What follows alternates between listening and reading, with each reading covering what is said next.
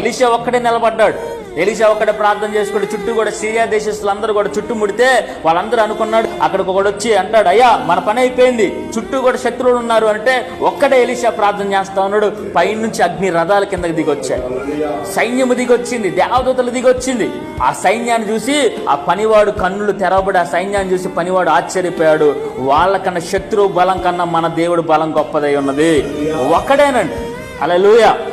మనము కూడా ఒంటరిగా ఉండి ప్రార్థన చేస్తున్నప్పుడు మన పక్షాన మన దేవుడు ఉండని మనం ధైర్యాన్ని కలిగి ఉండాలా. ఒక్కడితోనే దేవుడు ఎన్నో కార్యాలు చేశాడని ధైర్యాన్ని మనం కలిగి ఉండాలా.